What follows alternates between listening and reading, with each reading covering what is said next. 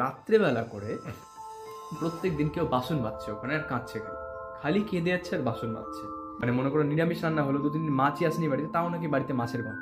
ওদিকটা ঘুরলাম, ঘুরে দেখছি খালি বেড, উপরে ফ্যানে একটা কেউ সুইসাইড করে শুয়ে। নমস্কার, আমি অর্থি। অল্প করে গল্প নতুন একটি ব্লগে তোমাদের স্বাগত। আশা করি তোমরা খুব ভালো আছো। এর আগের ভিডিওতে তোমরা সবাই আমাদের জীবনের ভূতের গল্পগুলো শুনেছিলে। আরও কিছু গল্প বাকি আছে, সেই গল্পগুলি এই ভিডিওতে আমি কন্টিনিউ করছি। আমার রুমমেট আছে তো, ওর একটা গল্প, মানে ওর বাবা কোলিয়ারে চাকরি করে, তো কোলিয়ার রানীগঞ্জ কোলফিল্ডে ডিউটি পড়ে। তো ওখানে ওদের পোস্টিং পড়েছিল, যে জায়গাটার নাম বলেছিল ঠিক মনে পড়ছে না, কিন্তু হচ্ছে মেন স্ট্রিম থেকে, হ্যাঁ আসানসোলে, মানে মেন রাস্তা থেকে সাইড হয়ে পুরো একটা আলাদা পয়েন্ট, যেখান থেকে ফিরতে গেলে ওই মেন রাস্তা দিয়ে মানে ওটা দিয়ে মেন রাস্তায় হয়ে ফিরতে হয়। তো ওর বাবা তখন অ্যাসিস্ট্যান্ট ম্যানেজার ছিল বোধহয়, ওখান থেকে ওদের পোস্টিং হয়েছিল। তো নতুন পোস্টিংয়ে ওদেরকে একটা বাংলো দিয়েছিল। এবার ওইখানে পরপর বললো, মানে ওই একটাই বাংলোটার চারিপাশে মোটামুটি তোমার বেশ বড় এলাকা, পুরো বাগান আর মাঠের মতো। তারপর কিছুটা দূরে গিয়ে সব ওখানে ছোট ছোট যারা লোকজন কাজ করে তাদের, হ্যাঁ তাদের ছোট ছোট সেপারেট কোয়ার্টার, মানে যারা যে চিফ হয়ে আসবে তার কোয়ার্টারটা সেপারেট। তো সেই কোয়ার্টারটা ছিল সেই পুরোনো ব্রিটিশ আমলের একটা বিশাল বড় বিল্ডিং, সেই 19 ফিটের দেওয়ালালা ঘর আর ঝুলো ঝুলো বড় বড় ফ্যান, কিন্তু খুব সুন্দর লাগে বিল্ডিংটা। মানে খুব মেনটেন না হলেও তোমার একতলাই বিল্ডিং আর বেশ বড়। আর বিল্ডিংটা বলছিল মানে পুরো বিশাল বড় এলাকা জুড়ে ঘেরা, লম্বা রাস্তায় গাড়ি করে ঢোকার পর বিল্ডিংটা ওদের চালু হলো, আর দুই সাইড দিয়ে গাছ, আর বিল্ডিংটার বাইরে কিছুটা দূরে তোমার বসতি টাইপের। তো ওরা বিল্ডিং ঢোকার পরে না বললো কনস্ট্রাকশনটা অদ্ভুত টাইপের, একটা পার্ট তোমার পুরো মানে অবলিটারেট করে দেওয়া, লাইক তোমার ধরে দাও বন্ধ করে দিছে, মানে স্কোয়ার বিল্ডিং তো 1/3 ধরে দাও বন্ধ করে দিছে, মাঝে 2/3 থাকার ওদের ব্যবস্থা করা আছে। এবার 2/3 থাকার মধ্যে একটা লম্বা করিডোরটা এন্ড হচ্ছে একটা রান্নাঘর, আর এই করিডোরের এ পাশে ওদের দুটো ঘর আর উল্টো দিকে একটা বাথরুম, ব্যাস। আর বাকি বাথরুমের পরে আর একটা ছোট্ট পোর্শন আছে, সেটা বন্ধ করে দেওয়া। আচ্ছা। তো এবার ওরা যখন প্রথম এসেছিল, বাড়িটা বেশ মোটামুটি ঠিকঠাকই লেগেছিল, রং টং করা নতুন একদম। এবার থাকার পর প্রথম দিন ওর বাবার যখন ডিউটি পড়তো, বাবা তো বাইরে চলে যেত, হ্যাঁ ও আর ওর মা থাকতো একা একা রাত্রেবেলা করে।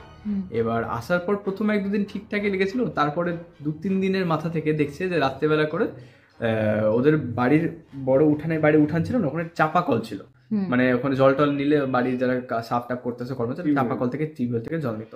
তো রাত্রেবেলা করে প্রত্যেক দিন কেউ বাসন মাজছে ওখানে আর কাঁদছে, খালি কেঁদে যাচ্ছে আর বাসন মাজছে। এবার ও আর ওর মা একদিন মানে প্রথম 2 দিন শুনেনি, মানে প্রথম 2-3 দিন কিছু ছিল না, 3-4 দিনের মাথা থেকে এরকম হঠাৎ করে এই শব্দটা দিয়ে প্রথম চালু হলো, মানে খুব হালকা হালকা শব্দ, একদম রাত্রি 12টা-1টা এরকম টাইমে। তো একদিন ওরা প্রথমে একা দেখতে পাওয়া সাহস পায়নি, একদিন ওর বাবার ছুটি ছিল তখন এসেছিল, আবার সে একই সাউন্ড। এবার তিনজনে মিলে তিনজনই শুনতে পেয়েছে, এরকম না যে একা একজন শুনতে পাচ্ছে। এবার তিনজনে গিয়ে দেখছে কেউ নেই রাত্রিবেলা, অন্ধকার ঘুটঘুট করছে পুরো। হ্যাঁ হ্যাঁ হ্যাঁ, আজ থেকে মোটামুটি এটা ধরো তোমার 20 বছর আগের ঘটনা। হ্যাঁ তোমার ছোট 1-2 ওখানে ওটা 1 বছর ছিল, হবে না 5 বছর এটা হলো। তো দিয়ে তো এবার এটা হলো, এবার মানে প্রায় বলতো নাকি রান্নাঘরের জিনিসপত্র খালি ওলট পালট হয়ে যেত। এবার ওর পর থেকে কিছুদিন পর থেকে, লাইক মনে করো তুমি গুছিয়ে গাছে বাসনপত্র গুলো গেলা, সকালে এসে দেখছো কিছু বাসন এদিক হয়েছে, কিছু বাসন ওদিক হয়েছে, কিছু পড়ে গেছে, এরকম প্রায় হতো। আর এই কান্নার যদি কল চাপা কলে কেউ তো রেগুলার জন্য ইউজ করছে। আমার বন্ধুদের তখন ছোট, তখন বাথরুম একা যেতে ভয় করতো, তো বাবা আমাকে সাথে নিয়ে যেত। যাওয়ার পরেও বলতো লাইক তখন ওই বাল্বগুলো তো 100 পাওয়ারের বাল্বগুলো, তো ওই বাল্বগুলো জ্বালিয়ে বাথরুমে গেছে, এরকম একদিন ফট করে বাল্বটা ফেটে গেছে জ্বলতে জ্বলতে, বাল্বটা ফেটে গেল টক করে ফেটে যাওয়ার মতো। এরকম মোটামুটি বেশ কিছুদিন সহ্য করলো, তারপর আস্তে আস্তে হ্যাঁ। আর ওরা আরেকটা জিনিস খুব নোটিস করেছিল নাকি, মানে নিরামিষ রান্না হোক যাই রান্না, প্রত্যেক দিন নাকি বাড়িতে মাছের গন্ধ, খালি মাছের গন্ধ। এটা বলেছিল এই জিনিসটা, মানে মনে করো নিরামিষ রান্না হলো, 2 দিন মাছই আসেনি বাড়িতে, তাও নাকি বাড়িতে মাছের গন্ধ, যে রান্না হয়ে পড়ে আছে মাছ, এরকম টাইপের একটা গন্ধ। আচ্ছা মাছ দেখতে পেতো না? না, বাড়িতে মাছ রান্নাই তো হয়নি, ওরে যা থাক, কিন্তু নাকি খালি মাছের বাসন মাছ। আমি এটা শুনেছি যে যেখানে ঘুরতে গেলে নাকি আসতে টাইপের গন্ধ, হ্যাঁ ওটা বলতো প্রত্যেকদিন মাছের এরকম হতো। তো এবার ওরা লাস্টে ওর বাবাকে, মানে অনেক বড়, ওর বাবা রিকোয়েস্ট করার পর ট্রান্সফারের জন্য বেরোলো, তো বললো যে ঠিক আছে এখানে থাকবে না, ট্রান্সফার নিয়ে নেবে। তো ঠিক আছে, এবার মোটামুটি শিফটটা ঠিক হয়ে গেল। এবার যাওয়ার যেদিন ঠিক হলো, ওরা যে সব প্যাক করে মোটামুটি বেরোচ্ছে। কয়দিন ছিল? ওই 7-8 মাস আগে, মানে তাও 7-8 মাসে রেগুলার থাকতো তা না, মাঝে মধ্যে ওর মা মানে ছোট ছিল তো, ওর মা চলে গেলে মা আমার বাড়ি থাকতে, যখন বাবা ডিউটি থাকতো না, মার ডিউটি করতো, মানে মামার বাড়ি চলে। এবার যেদিন ওরা যায় মোটামুটি সব দিনের বেলা প্যাক করে নিয়েছে। এবার মোটামুটি তোমার বেরোতে বেরোতে বিকেল হয়ে গেছে। এবার বিকেলে যখন মানে 3:30-4টা মতো একটু সূর্য নমল, তখন ওরা ওর মা আর তন্ময় মোটামুটি লম্বা করিডোরে না এন্ডে দাঁড়িয়ে আছে, গাড়িটা ছাড়বে বাইরে, জিনিসপত্র প্যাক করে রেডি আছে। তখন দেখছে ওই করিডোরের এন্ডে যে রান্নাঘরটা ছিল, দেখছে বাবা নাকি বাসন ধুচ্ছে। বাবা হ্যাঁ, এবার ওর মা বলছে আরে আরে এখন বাসন ধুচ্ছ কেন, ওটা তো আমরা ছেড়ে চলে যাচ্ছে, ওগুলো নিতে হবে না, ছেড়ে দাও। ওর বাবা কোনো সাড়া দিচ্ছে না, পেছনে তাকাচ্ছে।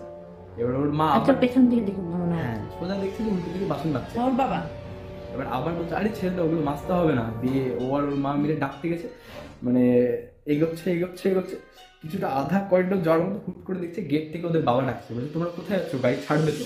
এবার ঘুরে ওর বাবাকে দেখেছে। এবার যখন ফেরত ঘুরেছে দেখছে রান্নাঘর খালি, কেউ নেই। দিয়ে তারপর ও মানে ও বলছিল ও একটা বাইক ছিল পুরো হাড়ির করে এক্সপিরিয়েন্স হতো। তারপর ওরা বেরিয়ে গেল, ঠিক আছে। এবার ওরা বেরিয়ে যাওয়ার পরে কি হলো, আরেকজনকে পোস্টিং দিল, মানে ওর বাবার পরে আরেকজন থেকে পোস্টিং আসবে। এবার ওই কাকুটা ওদের আরেকজন পরিচিত কাকু ছিল ওদেরই, তো ও আসার পর ও বললো ওদের বাবার কলিগ তো। আচ্ছা, এবার ও প্রথম দিন এসে আসলো, ও বললো ঠিক আছে আমার ফ্যামিলি একদিন পরে শিফট করবে। ও লোকটা আগে একা চলে এসেছিল, এসে লোকটা প্রথম দিন থেকেছে, দ্বিতীয় দিনে কেউ বাড়িতে অজ্ঞান পাওয়া গেছে। হ্যাঁ, ওই অজ্ঞান অবস্থায় বাড়িতে। হ্যাঁ, লোকটা পরের দিন কাজে যায়নি। এবার বাড়িতে যারা কাজ করতেছে তারা কাজ করতেছে, দরজা ফজা লাগানো, ডাকাডাকি করেছে, শুনতে পায়নি। তখন অফিস থেকে লোকজন এসে দরজা ভেঙে ঢুকেছে, লোকটা অ্যাকচুয়ালি বেডের মতো অজ্ঞান হয়ে পড়ে আছে। তারপর লোকটাকে জ্ঞান ফিরে, তারপর লোকটাকে নিয়ে গেল, ওর আনকনসিয়াস হয়ে গেছিল কোনো কারণে। এবার কারণটা কিছু বলেনি, লোকটার কিছু বলেনি ওটা নিয়ে। লোকটা নাকি মানে যারা দেখে তাহলে লোকটা গোঙাচ্ছিল, এই অদ্ভুত শব্দ করে নাকি অজ্ঞান হয়ে পড়েছিল। এবার ওকে নিয়ে গেছে, কিছু হয়নি, লোকটা কিছু বলেনি ওটা নিয়ে কোনোদিনও। তো পরে ওরা যখন অনেকদিন পর ওটা ছেড়ে চলে যায় না, তো ওখানকার যারা কর্মচারীগুলো, মানে যারা বাইরে ওখানে থাকতো না, তারা লেবারগুলো, ওরাও বলতো যে ওরা সন্ধ্যার পরে বাড়িটাতে আর আসতো না। সারাদিনে যে কাজটা, সাপ বাসন মাজা মাছিটা সে কাজ করে চলে গেলো, তারপর আর কেউ আসতো না, গার্ডেনার ফার্ডেনার সবাই। আর এবার ওটা হওয়ার পর তো পরে ওরা নাকি মানে বলেছিল এর বাবাকে যে ওই বিল্ডিংটাতে তোমার যে পাটা বন্ধ ছিল না, ওখানে নাকি তোমার 13টা কর্মচারীকে পুড়িয়ে মেরে ফেলা হয়েছিল বহুদিন আগে। হ্যাঁ, 13টা কর্মচারীকে পুড়িয়ে মেরে ফেলা হয়েছিল ওই বাড়িটাতে, বন্ধ পোর্শনটাতে, বহুত কাল আগে। হ্যাঁ, ওই যে ব্রিটিশ আমলের গল্প ওটা বলছে। আর ওই বিল্ডিংটা ব্রিটিশ আমল, 19 লক্ষ লম্বা ঘর একতলা, বন্ধ করে। এটা হেভি একটা এক্সপেরিয়েন্স বলেছিল ওটার জন্য, হেভি ভয়ানক এক্সপেরিয়েন্স। যদি কেউ মানে আমি বলছি ওই ফিলটা পেল না, বাট ও যখন বলেছিল মানে রিয়েল এক্সপিরিয়েন্স করে বলছিল না কি কি দেখেছে, কিরকম লাইফ ফাইটে, ওটা হেভি বলেছিল। ওটা আমার মনে আছে এখনো। ওটার পরে আমরা তিনজন বসে গল্প করছিলাম, কেউ আর বাথরুমে যেতে পারে না আমাদের পাশে, ব্লাড পেটে যাবে। পুকু কিন্তু যেমন তেমন ছেলে না। এই মাত্র 24-25 বছর বয়সে ও রীতিমতো MBBS পাশ করে ও এখন একজন ডাক্তার। আর একজন ডাক্তারবাবুর মুখে যখন এরকম ভয়ানক ভূতের গল্প শুনি, তখন কিন্তু বেশ ভয় লাগে। আরও একটি কাহিনী আছে পুকুর কাছে, সেটাও তোমাদের সাথে শেয়ার করলাম। অ্যাকচুয়ালি মোটামুটি আজ থেকে গত বছর জানুয়ারি মাসের মিডের দিকে, তখন আমার ফরেন্সিক পোস্টিং চলছিল। ফরেন্সিক পোস্টিংয়ে কী হয়, আমাদের 10-12 দিন মতো ডিউটি থাকে। ওখানে প্রত্যেক দিন কি যে অটোপসিগুলো করে স্যাররা, তো সেগুলো আমাদের নোট ডাউন করতে হয়, না অটোপসিগুলো দেখতে হয়। তো অটোপসি বলতে ওই আর কি মেজরিটি মার্ডারের কেস বা অ্যাক্সিডেন্টের কেস বা তোমার সব ওই অনার কিলিংয়ের সব কেসগুলো আছে। আমাদের ছোটো বড়ো বিভিন্ন রকম কেস আছে, ঠিক আছে। তো প্রত্যেকদিন মোটামুটি 7-8টা করে অটোপসি চলে, সেটা আমরা দেখি, নোট ডাউন করি। তো এরকম অটোপসি দেখার তৃতীয় দিন একটা না কেস এসেছিলো, তো খুব বাজে রকম একটা। সেদিন দুটো দেখেছিলাম, একটা মহিলা যাকে বাড়িতে মার্ডার করেছিল কোনো একটা কারণে, ডাইনি অপবাদ সামথিংয়ে। আর একটা ছিল একটা ছোট বাচ্চা মেয়ে, 8 কি 9 বছর হার্ডলি বয়স হবে, ওকে ওর বাড়িতে মেরে ফেলা হয়েছিল, এবং খুব একটা নৃশংস কারণেই মেরে ফেলা হয়েছে, কারণটা আমি মেনশন করলাম না, বাট মেরে ফেলা হয়েছিল খুব বাজে। এটা তুই কোন হসপিটালে? আমাদের হসপিটালে। হ্যাঁ, ওকে মেরে ফেলা হয়েছিল তোমার সাইডের দিকে, ক্যানিং ফ্যানিং ওই এলাকায়। বডিটা এসেছিল আমাদের এখানে অটোপসির জন্য, মানে এটা সেন্ট্রাল রেফারেল জোন, তো এখানে এসেছিল অটোপসির জন্য। তো যথারীতি অটোপসি হয়, ওর কারণ বলে, খুব মানে নৃশংস কারণে বাড়ির মানে আশেপাশে রিলেটিভই ওকে মেরে ফেলেছিল। আচ্ছা, তো ওটা হওয়ার পর সেদিন ঠিক আছে, অসুবিধা নেই, খুব আমাদের যথারীতি মনটা অ্যাকচুয়ালি খারাপ হয়ে গেলো, সবার এরকম একটা গল্প শুনেছি, ছোট একটা মেয়েকে মেরে ফেলা। তো কত বয়স ছিল? 8-9 বছর।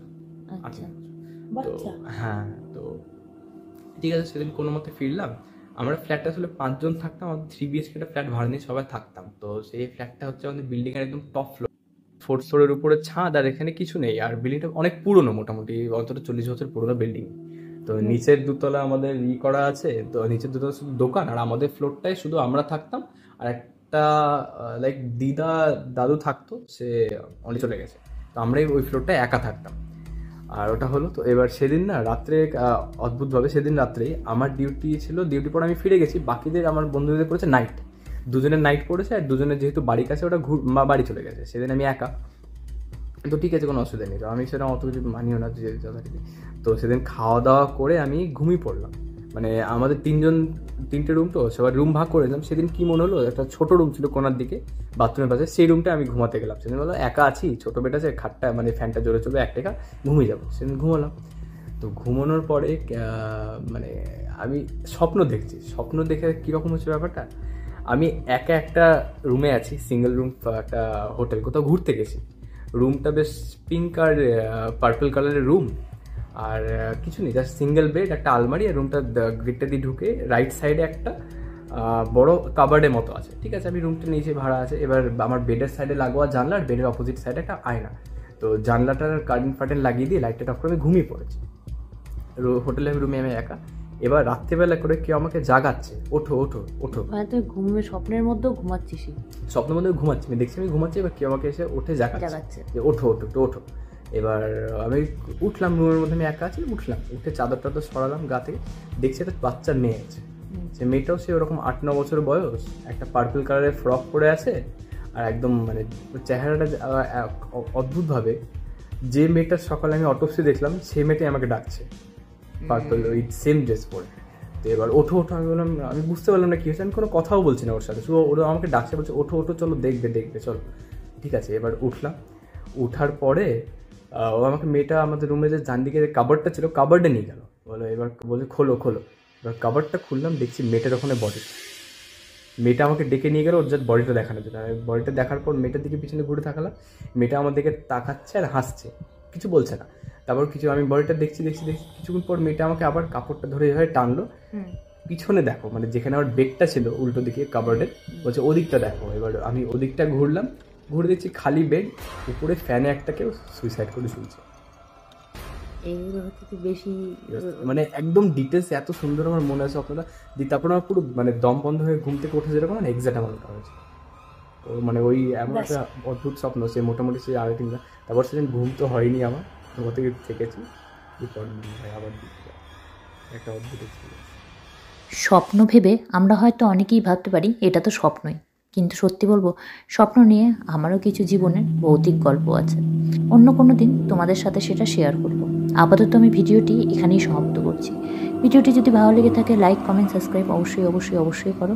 দেখা হচ্ছে আবার নতুন একটি ব্লগে। Thank you.